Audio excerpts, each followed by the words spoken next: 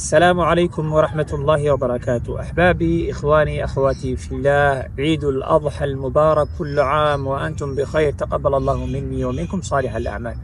أحبابي ما أنت ومالنتي نبي صلى الله عليه وسلم أو قلت المامي يوم النحر مالنت قورعة ويان سدح لما الموضة كدم بيو يا مالنت ما أنت مالنت عرف النبي صلى الله عليه وسلم وحو قلت المامي إن يعيد وتهي ضدك مسلمين marka qodobka meesha yaala wuxuu yahay aan halkan u soo fariistay saddexda maalmood maxaa la qaban karaa ilaa maalinta aan maanta ku jirno. kow udxiyo qofkii laga rabay inuu wax udxiyeeyo maalinta ciida ay ugu horeysa haday u suurtageli weyday saddexda maalmood ee dambe ayuu markaa udxiyeyn karaa. nabigana sallallahu alayhi wasallam arinta way ka sugnaatay. sidoo kale waxaan rabaa inaan ku xasuusiyo ayaamu tashriiq maxaa loo yaqaanaa. culimada waxay laba qowl baa ka yaala. qowlka koowaad waxay leeyihiin maalinta naxriga iyo maalinta maxay ahayd 11aad iyo maalinta 12aad ayaa la isku yiraahdaa ayaamu tashriiq. qolo kale waxay leeyihiin ayaamu tashriiq waxaa la isku yiraahdaa maalinta ciida, maalinta 11aad, maalinta 12aad iyo maalinta 13aad. qowlkaasana markaas saxiix ah ay culimada markaa u badan yihiin. marka ikhwaani maalmahani maxaa lagu duceysan karaa? maalmahani acmaasha la rabaa in la badiyo maxay yihiin? maalmahani maalinta koowaad ee ciida ah iyo saddexda maalmood ee ka dambaysa ayaamu tashriiq ah qofku waxaa laga rabaa inuu dikriga badiyo ilaahay subxaanahu wa tacaala, tasbiixda in la badiyo. maalmahani waa maalmo ilaahay subxaanahu wa tacaala muslimiintii dadka xujayda markay acmaashii ugu waaweynaaye xajka ay qabteen maalmo ilaahay ugu talagalay inuu uga farxiyo inay nastaan weeyaan.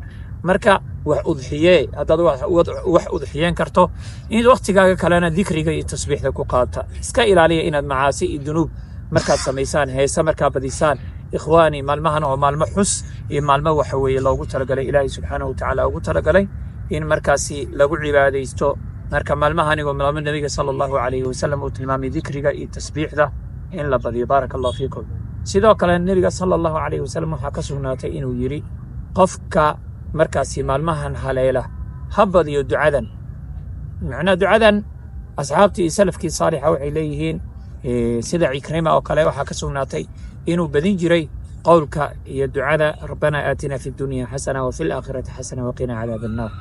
marka nabiga sallallahu alayhi wasallam maadaama ducadani uu badin jiray, ducadani culimada waxay ku tilmaamaan inay tahay duco cilmi iyo markaasi camal adduunyo ilaahay aad ku weydiisanaysid, aakhirana ilaahay aad jannadiisa ku weydiisanaysid. marka duco waxa weeye nuxur weyn iyo markaasi macno weyn xambaarsan.